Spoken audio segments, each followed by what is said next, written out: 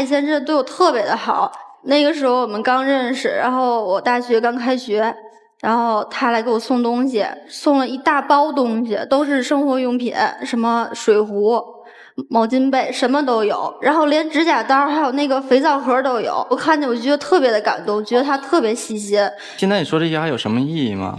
当然有，然后他对我好的事儿还有很多呢。大一的时候考4级，他就来给我送辅导书。他就是一个高中文凭，没上过大学，我也不知道他怎么问来的，然后就给我送来书，而且送特别全，我觉得特别感动。我没上过大学，我也不知道，我就问我周围的朋友都需要什么书，但是我这个学历的在打工的话也教不了几个他说特别有学历的人，所以说我就买了一堆的书，各种各样的全给他送去了。然后他和我说：“你这买这东西我根本就用不着，以后你别给我买了。”他打工1个月工资就2000多块钱，我知道他买完那些书之后吃饭又得开始省着。然后我不也是为他着想嘛，可能我那个语气，然后说的有点着急啊。那他大概追了多久你成为他的女朋友了？他根本不是我女朋友。不是你女朋友，你们这个他就一直追我，但是那个时候我上大学，年纪小，然后就不想考虑这些，然后想等着毕业以后，但是等到毕业之后，他就不理我了。等于他追了你4年，是这意思吧？对。那时候他就一直就是拿我当一个备用的一个替补队员，没有一个苦力。那时候跟我说他要搬宿舍，然后我提前请了1天的假，我从上午开始给他搬，一直搬到晚上了。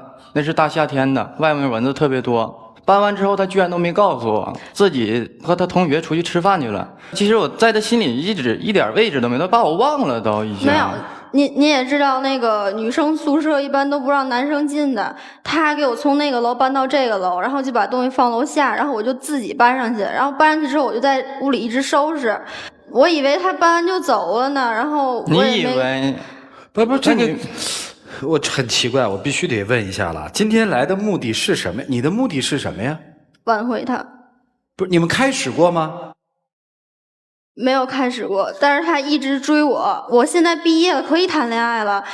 你之前你就是根本都没在乎过我。那时候他就经常和我说他朋友们用的手机多么好啊，他的手机就多么落伍，感觉特别有面子啊。然后那时候我工资1个月也就是2000块钱左右，我攒了3个月的工资给他买了一个 iPhone， 我给他送去了。送去之后，他当着我的面把我的手机号就存上了，存了一个在的字。存了一个什么字？一个在，就是是这样的，在这里的在。我是一直拿他当好朋友，然后我觉得我每次有事儿的时候，他都在我身边，我就存了个这么字。当时他这么和我说的时候，我也是心里特别高兴，我感觉在他心里面有一定的位置。对呀，我特别高兴。现在我一冷静下来，我一回想那个在根本就不是那么回事，那就是我需要你，你就在我这儿；我不需要的时候，你就去一边，根本没有用，想不起来。真的不是这样的。你向他表白过吗？我也没正式的表白，就是像开玩笑一样，我说做你男朋友。那个时候我追你，你为什么不同意啊？我都说了嘛，我家里不让我谈恋爱。到现在你还不说真话是吗？你还在欺骗我，还说你家里不让你谈恋爱。是。你怎么到这儿你还不说实话呢？那我问问你，大学4年你真没谈恋爱吗？没有啊。说我是追过他，他跟我说他大学不想谈恋爱，但是后来我一了解根本就不是那么回事儿。等到大4快毕业那年，我鼓足勇气，用了我半个月的工资，我订了一个咖啡馆，我又买了花，又买一瓶红酒。我跟他表白之后，他说你以后别再说这种话，咱俩根本就不可能。如果说你再这样，咱俩连朋友都做不成。当时我心里就是特别难受。然后我回去之后，我就给他发短信，他也不回，打电话也不接。当时我就手机丢了。你赶得真巧。后来呢？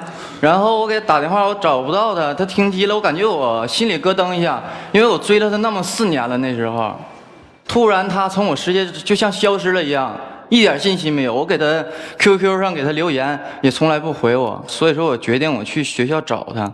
我想问问你，我在哪儿来个表妹啊？表哥是怎么回事啊？什么呀？你还装糊涂是吗？那天我去学校，我就想找他嘛，我想把这些话都问清楚。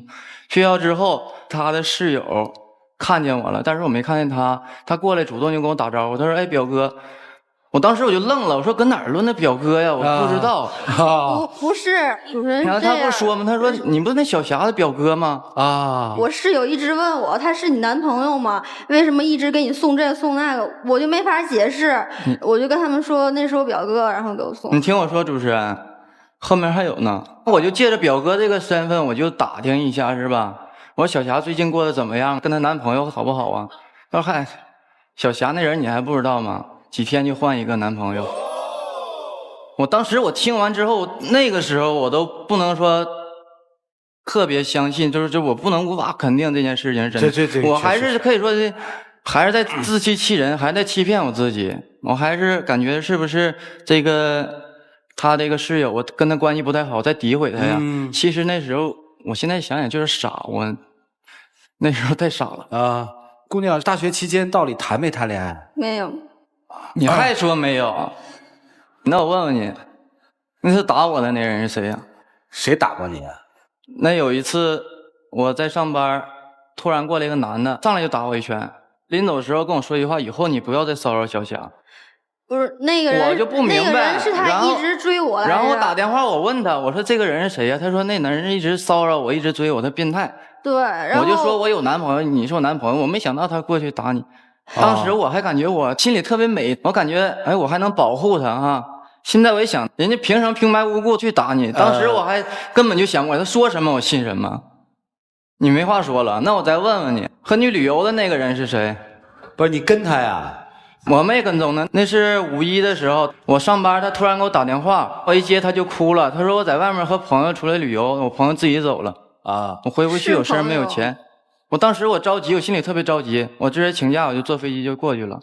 过去之后，他抱着我就哭，他说啊，要是有你这样的男朋友，那太幸福了，怎么样？当时我心里我特别高兴，我以为我就是她男朋友了呢，其实根本就不是。那你问这事儿干嘛呀？现在我一想，根本不是那么回事，他怎么能是朋友旅游？要是好朋友旅游，怎么可能1分钱不给他留，自己走了？肯定是什么有什么关系，吵架了，一气之下走了。人家这些话你怎么解释啊？说呀！我现在真的特别后悔，我以前做那些事儿。我知道我错了，我承认那个是我男朋友。你不是说你大学没交过男朋友吗？我就是想，你现在才承认，我在你心中永远是那个特别美好的。其实这些事情吧，今天不想说出来，但是你到现在你都不承认，我没办法了。我真的知道错了。还有一次我才想起来，别说了行吗？毕了业之后再也没有人对我这么好了，然后我才发现原来你才是一直在我身边的那个人。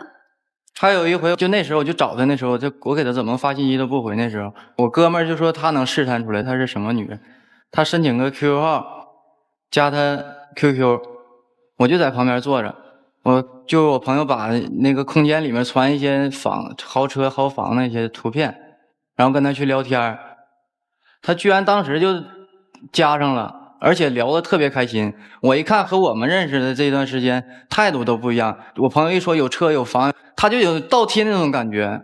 最后我朋友说咱们约出来吃个饭吧，他同意了，而且把住址告诉我朋友说你过来开车过来接我。但是我没去啊，就是开个玩笑。我朋友没去。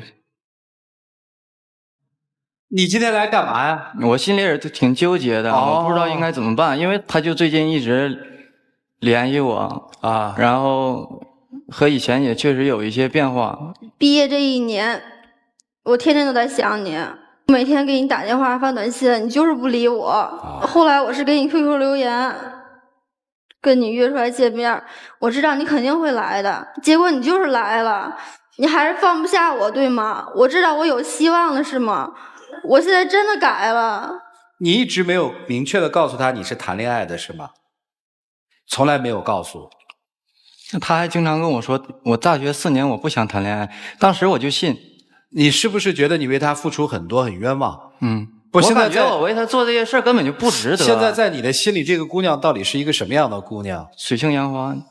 这话说得很难听啊。你是在大学毕业之后突然就发现她是个好小伙了是吗？是我大学毕业参加工作之后，才发现真的没有人再对我这么好，而且是这么无私的奉献啊，都是有目的的。那你自己给你大学这4年，你给你自己做一个总结，你觉得你过去那4年算是一种什么样的生活方式？我以前真的是不懂事儿。你现在明白你在要什么吗？我明白。你在要什么？我希望他能回来，然后像以前那样对我，然后我也会像以前你对我那样对你。现在你是身边没有人宠着你了吧？你是不是就缺少像我这么一个就是无时无刻随叫随到的人？就从咱俩再联系再见面这段时间，我的改变难道你看不到吗？你过生日，我亲手给你做蛋糕。我以前可能连你生日是什么时候都不知道。是你最近变化是挺大，但是我不知道你哪句话是真，哪句话是假。我现在说的每句话都是真的。我真的希望你能回来，你能原谅我。你到这儿了，你刚说实话，刚承认。没来之前你也说你说的都是实话。你今天到底为什么来？这些事情我也想彼此做一个了断，把这些话说清楚嘛。说清楚是分开还是在一起？这个我当然是在一起了。我就想让老师们来劝劝他。我现在基本上听明白了啊，这叫轮回是吧？4位老师，你们说行还是不行啊？一起进入丘比特的线。真累的，我第一次来这个节目，我感觉非常累心。你知道为什么累心吗？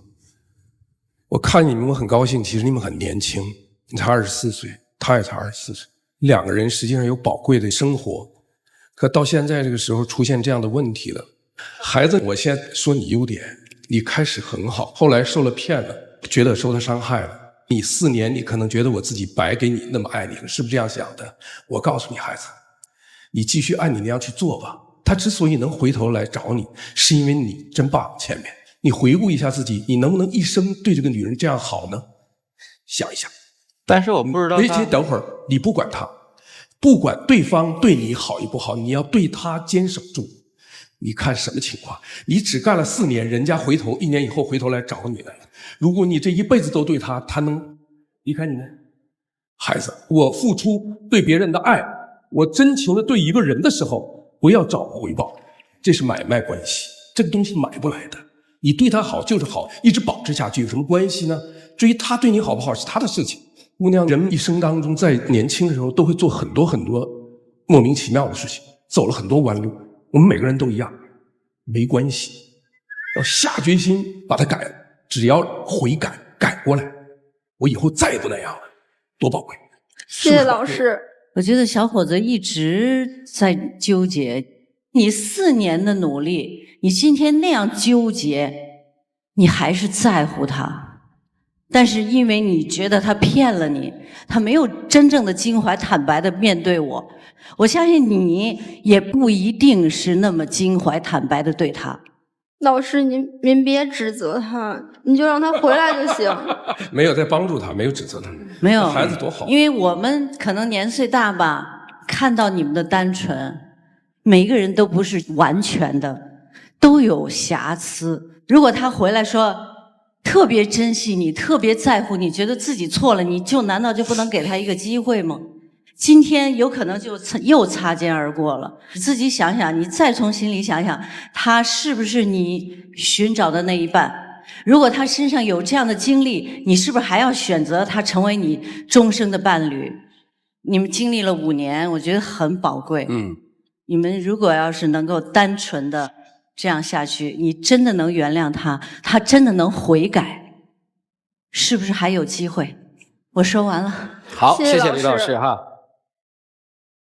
真正的爱情一定是相互的。其实你们在5年当中，你们没有谈恋爱。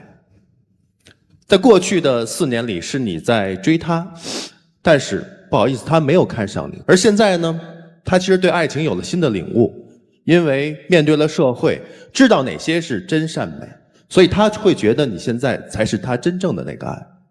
那为什么之前你这么样的付出，他没有去领悟到？而现在悔改了，你又觉得很担心，就是因为你们俩都出了问题。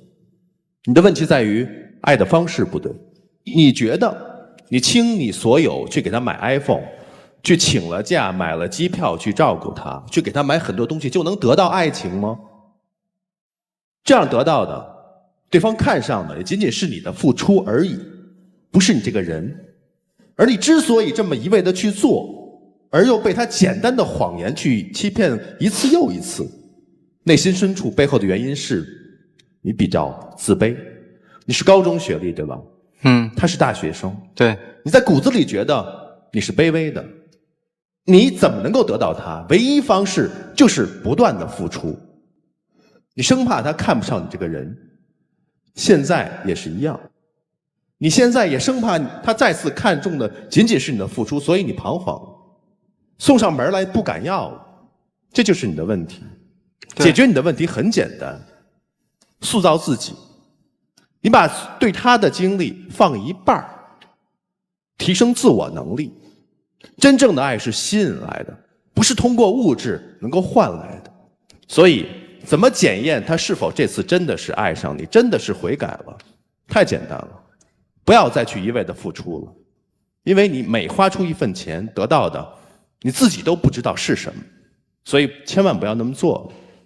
女孩也一样，之前你贪图她的物质的小便宜，而且贪图她感情上付出的大便宜，你的确是错了。你现在知道真正的爱应该是像她那样不计回报的爱，所以呢，如何能够证明你现在对她的是真爱？什么时候可以开始对她爱？就是从第一，不再需要她任何的金钱的付出；第二，不要贪恋她单方面的照顾；第三，不要索求她的付出。你应该学着他当时对你那样，你去付出，你换回的是这个人，你爱上的也是这个人，所以那会儿你们俩之间的问题就会解决。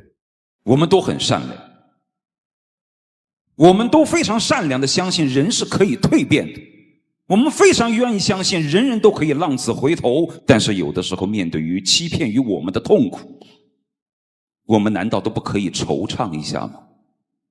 有的时候我们真的不知道是不是应该相信第二次第三次，因为有的时候事实告诉我们现实很残忍，今天还可以是朋友，明天就有可能叛变。当欺骗我们的时候，请问谁来为我的痛苦买单呢？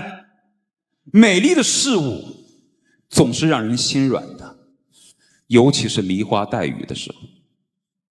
面对于这样一个楚楚可怜又浪子回头的女生，我怎么忍心去责备你？但我想反问一句，是的，某些风气真的很不好，但我们难道不能把握自己？为什么有些女生可以，可偏偏你不能？当然我不是想揪住你这句不放，我只是想告诉你以后别再吃亏了。当你在要求别人原谅的时候，我可不可以反问你一句，你怎么可以？你怎么可以知道一个高中生的男生在校外痴痴的等待你，等待了一晚上，你搬着东西在上面一直收拾东西不管别人？你怎么可以拿着别人3个月的工资给你买的 iPhone， 你只存下他的名字是一个赞？你怎么可以？我说这一切不是为了谴责你，我想告诉你姑娘，人这一生最痛苦的是分不清楚谁是真正爱你的人。你现在痛哭流泪，说明你内心有了触动。如果今天就这么对你善罢甘休，和颜悦色的原谅你，我想对你是坏处。我必须要抽你的筋，拔你的骨，才能让你知道将来好好的珍惜这段爱，真正爱你的人。否则的话，我觉得我坐在这儿，我是不负责任的。有的时候我们总会说很傻很天真，我太年轻了。是，这的确是事实，但这不能成为自己堕落的理由。如果今天在这个电视节目上，我这么和颜悦色的原谅了你，那我相信很多类似的女生都会认为，对于男生无端的献殷勤，我就应该来者不拒，我为什么不呢？反正我又没动真感情，就像你所说的，我根本没有谈恋爱。那样的话，我相信是害了更多的女生。我相信你大概是愿意回头的，因为我找不出理由你要到这个舞台上来找骂。凭着你的花容月貌，其实如果你要依然过以前的生活，你是可以过的。我相信你是有一定的悔改，想要回来意识清楚这个男人对你单纯的美好是你这一生最珍贵的记忆。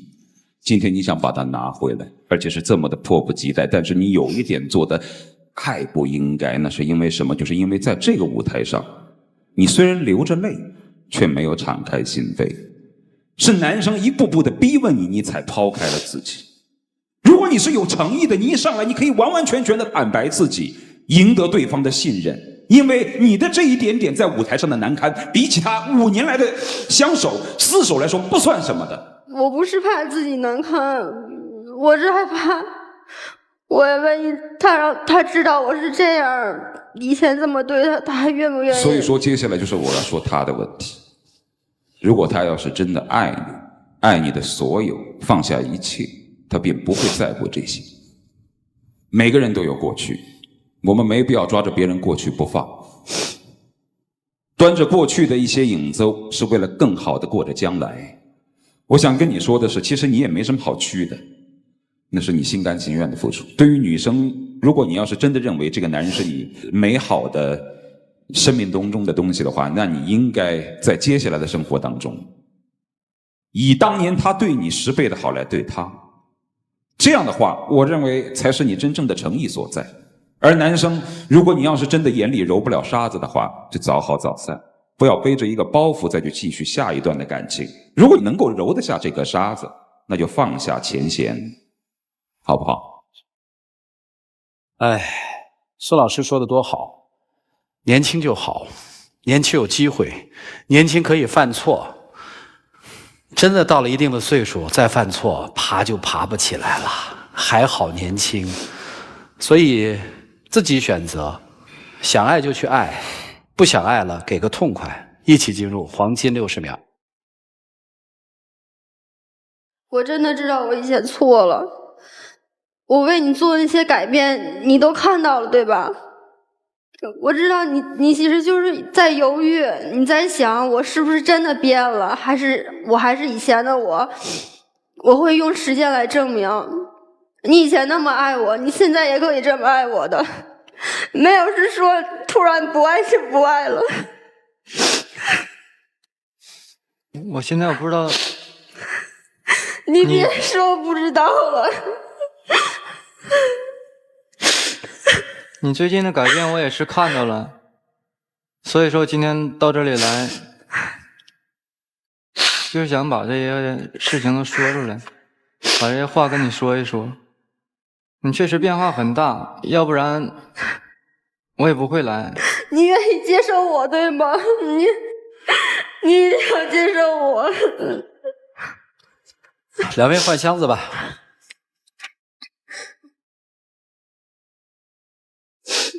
你又要出来。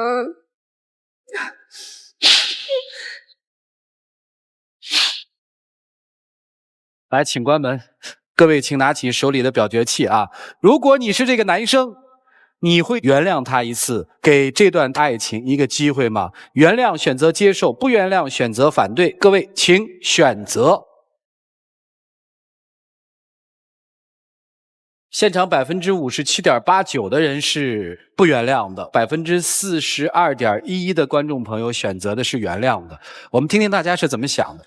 我不太赞同他们俩在一起。我觉得可能在以后，就是他在面对什么诱惑的过程中，可能还会动摇吧。我表示赞成，因为女生既然愿意过来，说明她已经有诚意了。另一方面，对于男生嘛，如果他们能够继续发展成为一段美好姻缘的话，我们应该比较恭喜。即使他们没有在一起，就算吃一堑长一智吧，男生也能得到一个教训。我觉得，接下来看他们自己的选择吧。来，一起数5个数：5、4、3、2、1。杰利亚提醒您，精彩栏目稍后继续。杰利亚提醒您，精彩栏目马上开始。5、4、3、2、1，请开门。就是爱一爱，是有悲有喜，别哭了。这个是男生给女生的箱子是吧？男生说：“你知道吗？我当时为了追你，现在还欠朋友1万块钱没还上。你写这个的目的是啥呀？”你为啥出来吧？你告诉我。因为他一哭，我也看着挺心疼的，我感觉又像以前那样，我感觉我应该给我们两个的感情一个机会。所以女孩，我问一下，当你看到这人还欠着1万块钱的时候，你应该怎么做呀？我们俩以后一起努力。我自己就能还。哎，来，有请小花童。哎。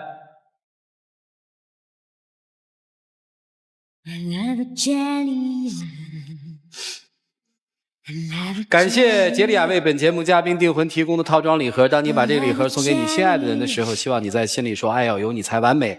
同时要感谢智生活小人生科沃斯机器人提供的价值3980元的地保680一台。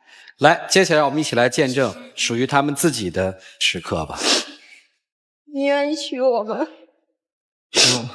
嫁给我吧，嫁给我好吗？不哭了。谢谢老师们，真的，我今天没白来。谢谢老师，祝你们幸福，谢谢祝你们幸福啊！